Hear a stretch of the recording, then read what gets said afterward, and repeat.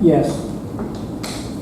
Next item is discussion by council vote or other action on the tax stabilization agreement for 5 different tax legal, or 5 different properties with 9 different tax stabilization arrangements. Now we can discuss. Mr. President, I will ask that the tax assessor and or the finance director extrapolate and explain the package that was submitted to us regarding commercial land, residential land. Before we do that, Mr. President, I have a few questions if I may pose to the developer and or the attorney for the developer, if I may.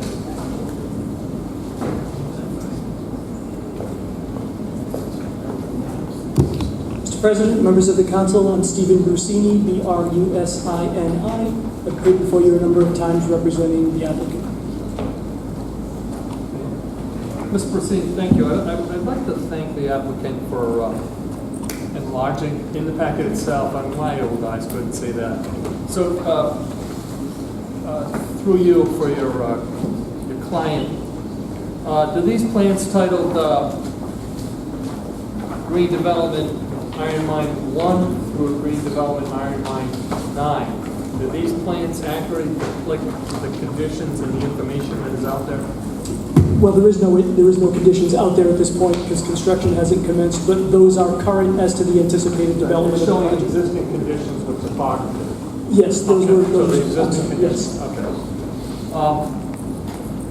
I notice when I'm looking at this, I don't see that it is stamped by a state registered land surveyor. It's coming out of the green. Am I missing the stamp of a registered surveyor? You're not missing that. It's just too early in the stage for that.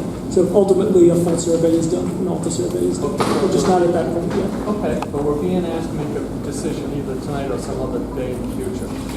So it is not stamped by a registered land surveyor.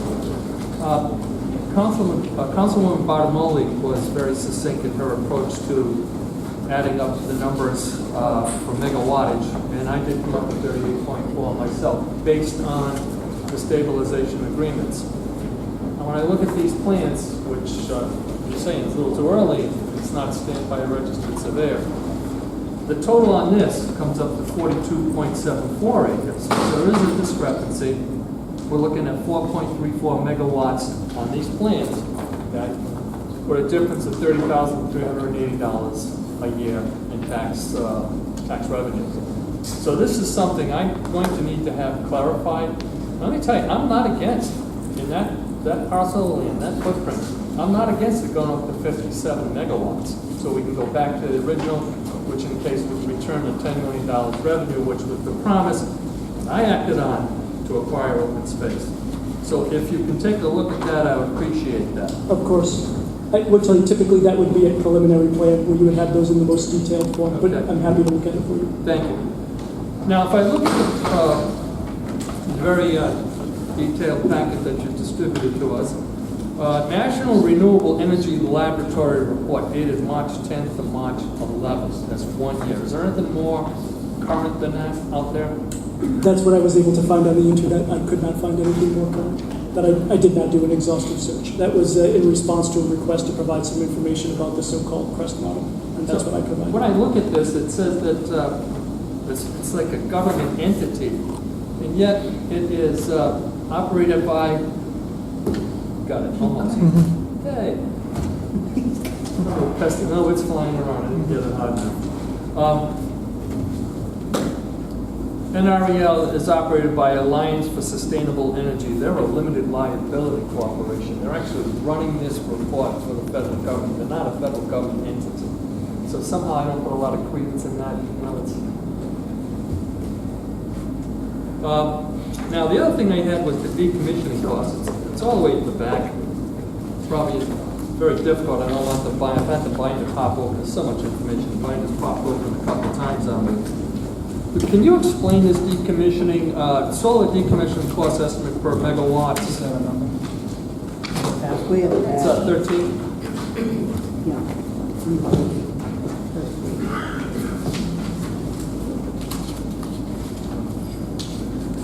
Sure, I'm happy to as best I can. So the town had requested that Green provide its own estimate of what the cost of decommissioning might be. since it's in that business of site work and construction, it was able to do that based on labor rates, based on materials necessary, and including the salvage value of both the panels, which have a very long life and can be reused, and the scrap itself. And I think there are footnotes that are included at the bottom of that that indicates, in other words, the information as to the resale value of the panels themselves and the salvage materials weren't something that the developer made up. Those came from current information in the market.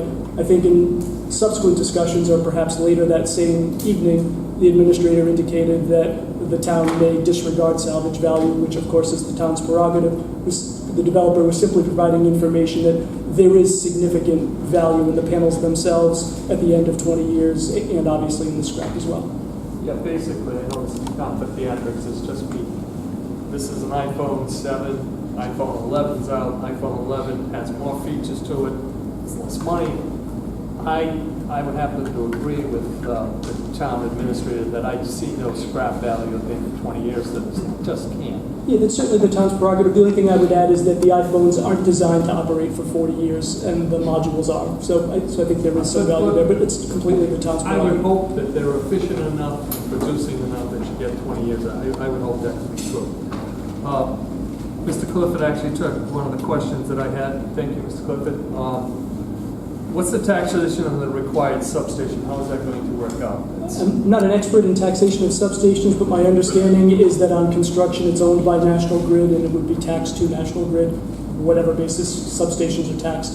That I don't know. I'm not going to put our tax assessor on the spot, but Can I follow? sure. So what you're saying is you're going to create a substation for National Grid. Correct. You don't own it. Oh, You're going to build one and turn it over to the National Grid owns it. National Grid would be taxed for it. that is my understanding, correct. And they'll depreciate the tangibles on it over a certain amount of time. Sure, why not? It's good business practice. So I would like, Mr. President, at this time, I do have other questions, but I'd just like to turn over to anybody else has questions about this. Thank you, Mr. President. I have a question. So it's on the decommissioning.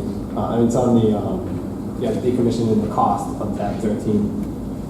So was this done by Green Energy? Correct. It was done at the request of the town internally at Green Development. So I just want clarity. This project, it's in the solar overlay, right? Or no? It is? Yes. Because that's my understanding is that it was. So we have an ordinance that says that it should be conducted by an independent firm selected by by the town. And while we may have said that that was appropriate, I don't find that to be good practice. I think we should have an independent firm look at it.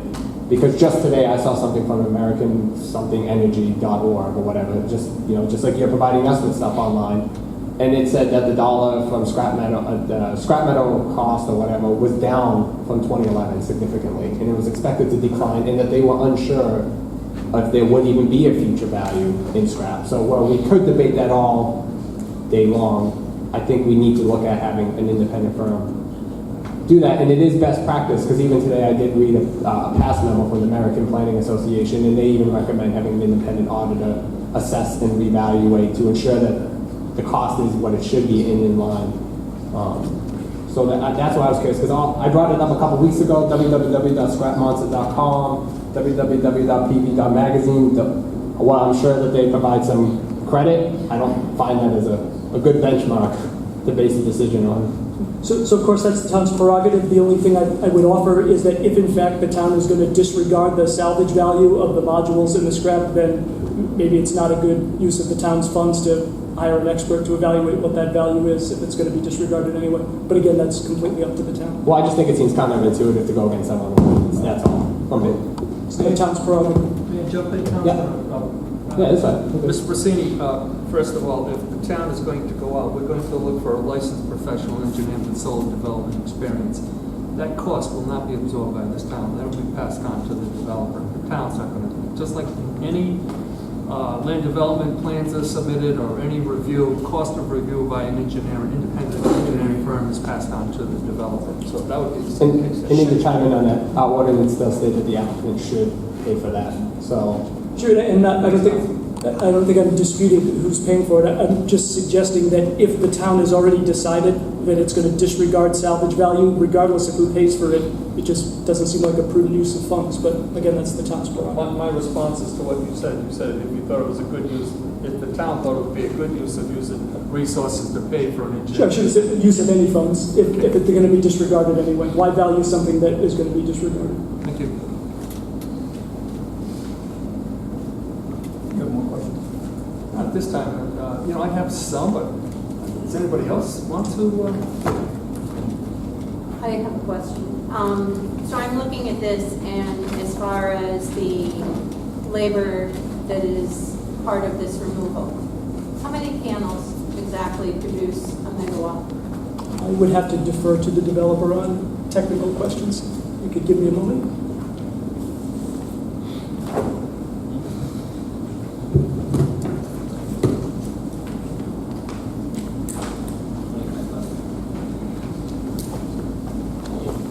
Kevin Moran with Green Development. At the top of the page, it says the assumptions, we're assuming 2,500 panels per megawatt. Depends on exactly what the panels are rated for, but it's a pretty good ballpark. Okay, so this is using your operators, your staff to remove in 8 hours. How many panels? So essentially it's about 3 days of operating with machines, 3.5 days of laborers per Okay. megawatt. So it's multiple laborers, 2 machines. And they can really get 800, more than 800 a day. 800 panels a day removed? Can I hire them? We'll be more than happy. You need to understand how they're installed and how they're put together. No, I It's not- understand, It's not a, wait, It's four they're guys. quite easy, It's four guys. to take them off the racks. So, I mean, I really want to hire these guys because I could put Yeah. like miles of fence up in a day or two. actually, they installed just about the same amount in 3.5 days, the same crew. All there is the panels are the easiest. It's just 4 little screws that they drop into the racking. So a gentleman has a power driver underneath. It's a calculation exactly how much it puts on. It's really where we came, how we're taking it off. So you zip off 4 screws and they take it off and put it on the pallet. That's the end of it. Very, very quick process. There's 4 1/4-inch direct Okay. 3/8. Are they raised? Is it So the something panels they in need the to air, so you just walk sawzall? underneath them and you don't even have to cut them. You just with Okay. a power, with an impact gun, they just unscrew each one. So it's very quickly, so 2 guys just unscrew and the other 2 guys pick them up and put them down on the. All right, so the metal that's coming out of the ground that they're fastened to, Then all that gets shared, so the only thing we're don't we salvaging is, sawzall and, no, with the excavator with the shed that you see on the bridge. So Okay. 2 excavators will remove about 2 megawatts in a day and a half. Very easy, because it's only, if you look at the structure of a solar array, it's only an I-beam, just like the Jersey, just like the guardrail, same exact I-beam, that gets pulled out. So what happens, the shear goes and just chops up everything, and then the other excavator with the thumb just pulls everything on the ground and packs it right into a dumpster. So they go through, so it does not take with the 2 pieces of equipment.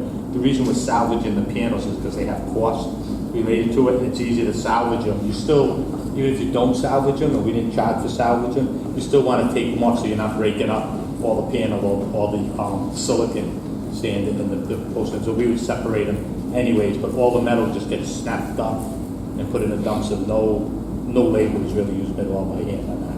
okay, so if you're not the person that's here to remove this in 25 years or however many years, who do we have to hire? And is this the way they're going to work? Or are they going to work like my guys? The calculation will be grown with interest. So Okay. when the time comes, if you take the value of the project and you put the money in, we are open, and since we've discussed this, we now have just got a bonding program that we can bond and decommission this indefinite for the 20 or 25 years. That actually takes all the problem away from the town, because you'll have a bond that does not need to be renewed every year.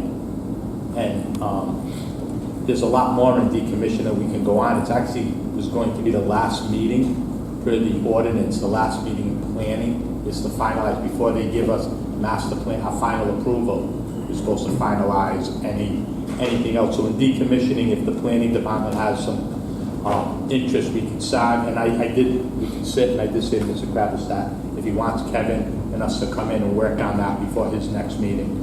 But that goes back to the planning, the decommissioning of the project. And another fact, now that I'm here, you asked me to stand up, or maybe you didn't. The tax treaty isn't based on any piece of paper. It's based on the piece of paper that National Grid gives us. So when National Grid gives me 9 ISAs in the connection agreement, they will have the quantity. So if the quantity goes up or down a little bit, it's based on an ISA. So the project is 38.4 megawatts in each one of the ISAs. So the way you're going to check it is in my engineer's stamp, which he's in the room, could stamp the drawing. It's going to be the best way to check it is per the interconnection agreement for National Grid, because that's given to the PUC, that's given to ISO, that's the actual numbers of the facility. So that's your check all at the end of it when we have the ISA. And then that would be the final determination. Thank you. So can I ask a clarifying question? So are you saying, you're saying we shouldn't be discussing decommissioning, even though it's in our packets as part of this development agreement. So I think it is valid that we do discuss it. The ordinance has the decommissioning being done with the planning after this fact. I have no problem. We've given all the information. We're really here to discuss. The one part of this ordinance is coming here before I make my final last presentation. It could be several meetings of planning to come here and go over the tax treaty. And I can address that as well. The decommissioning was added at the request of the town, who wanted to make sure that they didn't agree to one without having the other resolved, and that's why we added it, and we were happy to add it. So can I ask for clarity? We're not deciding the decommissioning. Yes, we are. Okay, that's what I thought. It sounds like we're not. Oh, not tonight. No, not tonight. Yeah, No, no. but the final decommissioning number rests with this Comes board. from us, right? Yeah. Rests with this board, with the recommendation going to the planning board. Planning board will have a decommissioning plan. Right. Yeah, I just wanted to clarify to make sure that my line was Decommissioning, the rate is set by us. The plan is approved by the planning board. Yes. Mr. President, if I may, I heard Mr. DiPasquale speak about a terminus bond, long-term bond. And I believe, and I don't have it in front of me, but I believe in our regulations that it requires a Moody's rated bonding company of AA or better. My only concern of going out 20 years, we've seen what's happened in the finance world, we've seen what's going on in the banking world. They could be defunct, and trying to collect the bond would be very difficult. I'm still going to argue for and promote that we take a cash bond, put it in an interest-bearing account, so whomever will do this again, keeping an eye toward prevailing wages. Davis Bacon Act is around if the town has to assume this stuff. If it's done by Mr. DiPasquale or his heirs, or I don't know, maybe you got a son that's going to come into your business, take it over. But whatever the case may be, any money left over goes back to your company. So I'm happy to address that, and certainly when we get to the point of the form of bond through planning or through the council, we can. Most of those are reinsured, so you have an insurance company issuing a bond that is insured by another insurance company standing behind that. If the bond amount is something in the hundreds of thousands of dollars and the town prefers cash, the developer was completely open-minded to it. If we're getting into $1 million plus, using the 30,000 a megawatt number, then it would be, borderline unprecedented, punitive to the developer to ask for that much money in cash. I would ask that the council at least respectfully consider the bond or a much smaller amount of cash and the bond to cover the difference. That's a tall order to ask for over $1 million in escrow for 25 years. Can you find another word besides punitive? Difficult, challenging for a developer. So can I ask another question?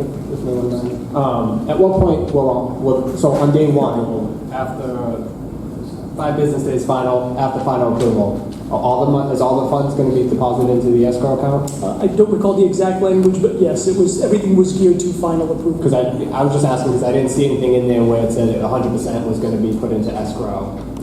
And I know some places in some communities, they say after so many years, it's 100% done in there, so that way you know. I just know the language is a little vague. So if it's, and that's part of that is because the initial language was cash, and then it was changed over to bond. So, and then one of the versions had at the town's option, cash or bond. If it's bond, it would be issued at that moment in time. Actually, either way, whether it's cash or bond or a combination of the two, it would be at the time of approval. So. Dan, ask a follow-up question. Keep the thought, Council. Thanks. So this development, are you going to go forward seeking phased development? Let me make this up. Green Development, Iron Mountain 1 through 3, go for that approval. Green Mountain 4 through, it's all 9, all at once. Okay. My understanding is there was, I'll let you answer that, there was some discussion of phasing, but Yeah, well, there's phasing on there's phasing each property the way it builds, but the whole project goes online the same time in December of next year. So in essence, at that point, revenue would be due starting in the fiscal year. Okay. Correct. Thank you. And the other thing, the two things, when we completed wherever the money goes, the one-time payment will be put in an escrow account. So if it's whatever you want to do with the one-time payment, will be put in an escrow account when we're issuing the building permit, and the decommissioning would be in. So before I get my building permit, you'll have your decommissioning bond or your money, and you'll have your one-time payment for whatever the amount is or whatever we're doing at that time. I just want to make sure that the recording clerk gets that for the record when Mr. DePasquale said that. So I'd like that in the minutes. Thank you. Along with everything else, pretty much.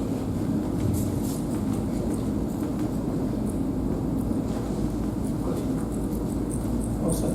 One more question? Anyone else have any more questions, comments? Yeah, so sorry. So in part of the side, part of decommissioning is returning it back to previous conditions. And in here it says essentially that it will only take care of above ground improvements or in personal property. So does that mean anything that was buried in the ground, just for clarity, is left there? correct, with the exception of, as Mr. DePasquale indicated, the I-beams themselves are pulled out of the ground. Those are not concreted, they're just driven into dirt and they're pulled out of dirt. And just to clarify, everything above ground, like your transformers and everything are above ground, they leave, the pad is above ground for the transformer. Once the racking's gone and everything else, the only thing that's left is some concrete duct band, but the wire's pulled out of them too, it's all copper.